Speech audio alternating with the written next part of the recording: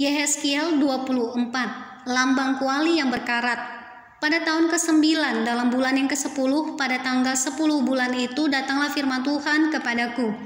Hai anak manusia, tuliskanlah tanggal hari ini, ya tanggal hari ini. Pada hari ini juga Raja Babel mulai menyerang Yerusalem.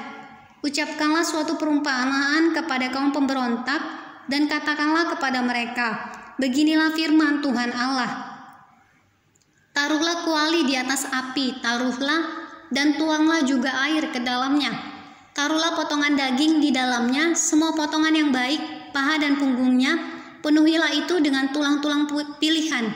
Ambillah domba yang terpilih dan susunlah juga kayu di bawahnya. Biarlah masakan itu mendidih dan tulang-tulangnya turut empuk di dalamnya.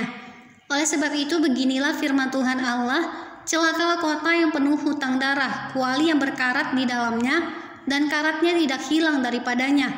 Keluarkan potong demi potong dari dalamnya tanpa memilih-milih. Sebab darah yang dicurahkannya masih terdapat di tengah-tengahnya. Ia mencurahkannya di atas bukit batu yang gundul. Ia tidak mencurahkannya di atas tanah supaya ditutupinya dengan tanah. Demi amarah yang timbul dan rasa pembalasan yang bangkit, aku akan mencurahkan darahnya sendiri ke atas bukit batu yang gundul supaya jangan ditutupi. Oleh sebab itu beginilah firman Tuhan Allah, celakalah kota yang penuh hutang darah. Aku juga hendak memperbesar pancakannya. Susunlah banyak kayu, nyalakan api, biarlah dagingnya masak betul. Buanglah kuahnya dan biarlah tulang-tulangnya hangus.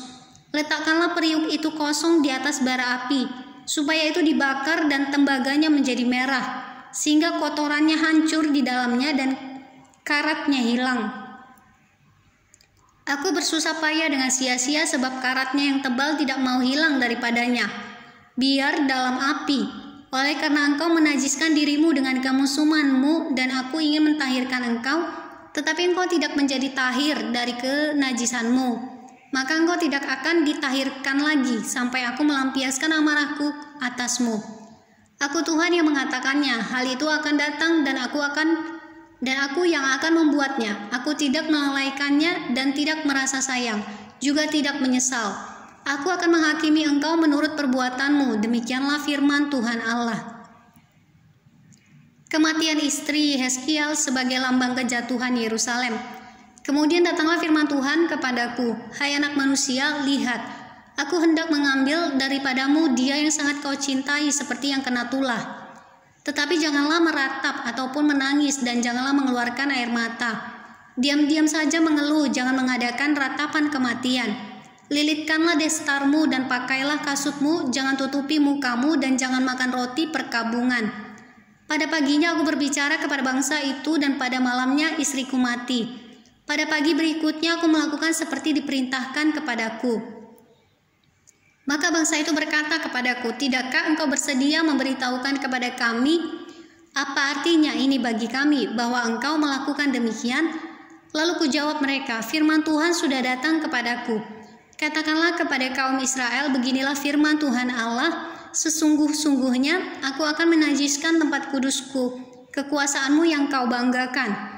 Kenikmatan bagi matamu dan bagi jiwamu dan anak-anakmu lelaki dan perempuan yang kamu tinggalkan akan mati rebah oleh pedang.